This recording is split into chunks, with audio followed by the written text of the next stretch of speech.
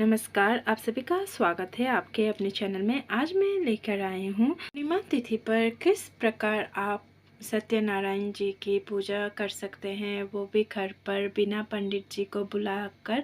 आप घर पर ही किस तरह से पूजन कर सकते हैं और किस तरह से करना है और क्या क्या आपको नियम पालन करनी है के बारे में संपूर्ण जानकारी लेकर आई हूँ। तो इस वीडियो को एंड तक अवश्य ही देखिएगा। तो चलिए शुरू करते हैं। एक पट्टे पे हमने पीला वस्त्र बिछा लिया है। पीला विष्णु भगवान को बहुत ही प्रिय होता है कलर। और पुष्प हम बिछा लेंगे, आसन देंगे पुष्प का। और इसके बाद हम पुष्प का आसन देने के बाद हम विष्णु भगवान को विराजमान कराएंगे। इस प्रकार से हम विष्णु भगवान की तस्वीर को विराजमान कराएंगे। इस प्रकार से अब थोड़ा सा पुष्प लेकर हम गणपति जी को भी आसन देते हुए विराजमान कराएंगे। इस प्रकार से आप चाहे तो अष्टदल कमल बना सकते हैं या फिर आप थोड़े से अक्षत लेकर आप आसन दे सकते हैं कलश का। इस प्रकार से हम थोड़ा सा अक्षत रख देंगे। उसके बाद हम कलश रखेंगे। और कलश जो है मैंने इस तरह से हल्दी पाउडर से या आप चंदन से भी ये अष्टदल कमल बनाकर आप कलश स्थापना कर सकते हैं। कलश स्थापना नहीं करना चाहते हैं तो आप एक लोटा जल भरकर भी आप रख सकते हैं। कलश में मैंने पहले ही गंगा जल थोड़ा सा डालकर जल कंठ तक भर दिया है।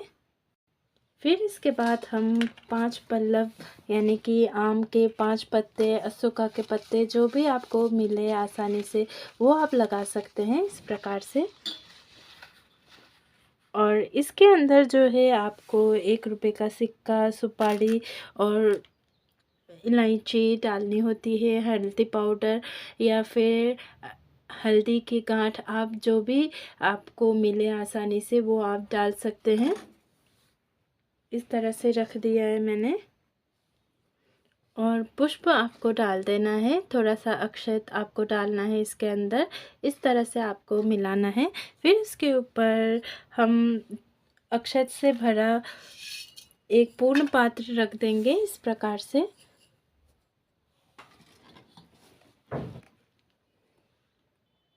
और एक नारियल रखना है आपको, जटा वाला नारियल जो पानी वाला होता है वो आपको रखना है। इस तरह से आप सिंपल भी रख सकते हैं या पीला वस्त्र लगाकर आप रख सकते हैं। मोली, सिर्फ मोली बांधकर भी आप रख सकते हैं इस प्रकार से। अब हमें देसी घी या तिल के तेल का दीपक प्रज्वलित करना है। अक्षत और पुष्प लेकर आपको व्रत का संकल्प लेना है। और इस तरह से आपको संकल्प लेना है।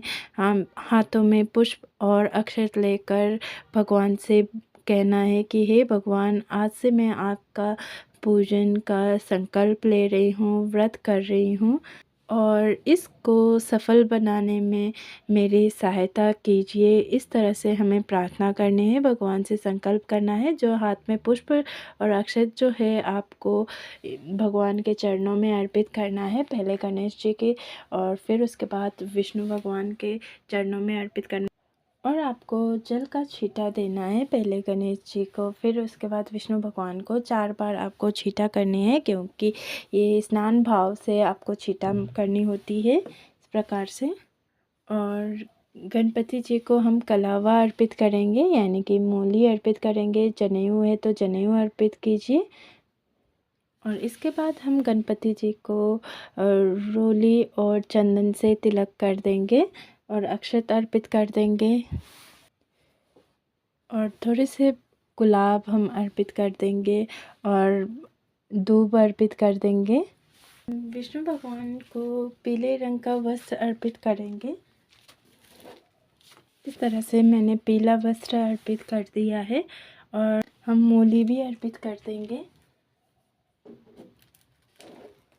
अब हम विष्णु जी को तिलक करेंगे और जितने भी फ़ोटो में विराजमान हैं सभी को हम तिलक कर देंगे।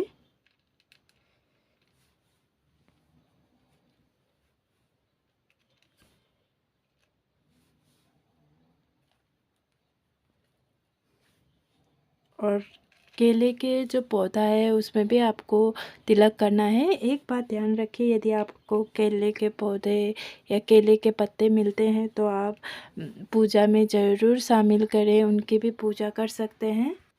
अब अक्षत अर्पित करेंगे हम। और ये जो हमने कलश बनाया है, कलश में भी अब हम तिलक करेंगे।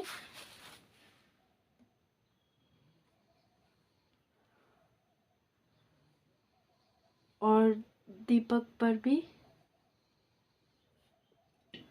और अक्षत समर्पित करेंगे। हम विष्णु भगवान को तिलक करने के बाद, अक्षत अर्पित करने के बाद तिल अवश्य ही अर्पित करना चाहिए, क्योंकि विष्णु भगवान के जो पूजन होते हैं उसमें तिल का बहुत ही महत्व होता है। तिल का व्यवहार किया जाता है, इसलिए तिल अवश्य ही अर्पित कीजिए।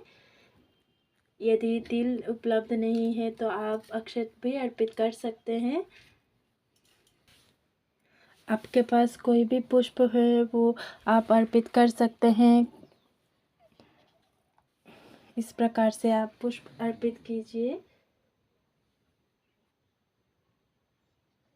और गणेश जी के भोग में आपको तुलसी दल नहीं डालना है, आप पंचमेवे का भोग लगा सकते हैं।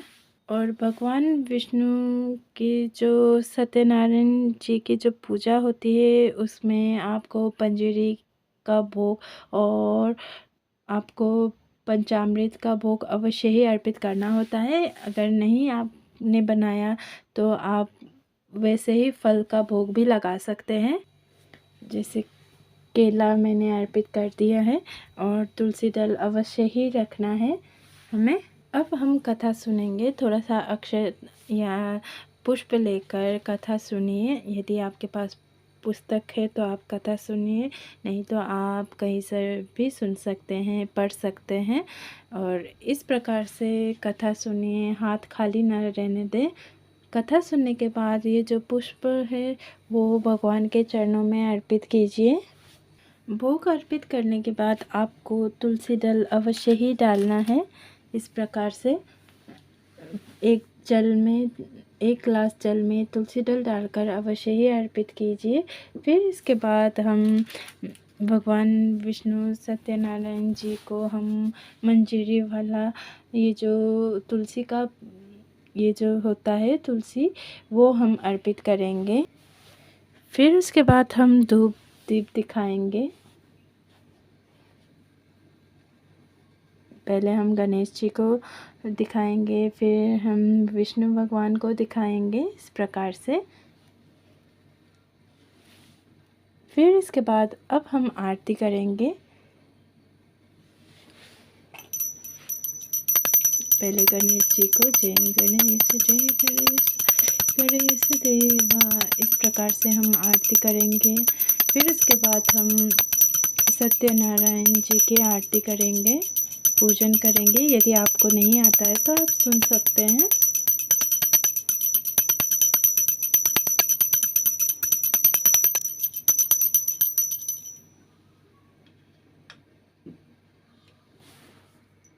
और इस तरह से पूजा हमारा संपन्न हो जाता है। अब हमें दक्षिणा अर्पित करना है। दक्षिणा अर्पित करने के बाद आपको इस तरह से दक्षिणा अर्पित करनी है। दक्षिणा जो होता है हमारे पूजा में रही कमियों को दूर करता है, इसलिए अवश्य ही दक्षिणा अर्पित कीजिए। और भगवान से हाथ जोड़कर क्षमा याचना कीजिए, और अपने जो भी मनोकामना है उसको पूरा करने का आप भगवान से कहिए, पूरा अवश्य ही करेंगे वो। और इस तरह से ये जो सरल पूजा विधि है वो संपन्न हो जाता है। आपको ये वीडियो लाइक करना है। अगर अच्छा लगा हो तो आप लाइक कीजिए, चैनल को शेयर और सब्सक्राइब अवश्य ही कर दीजिएगा। धन्यवाद।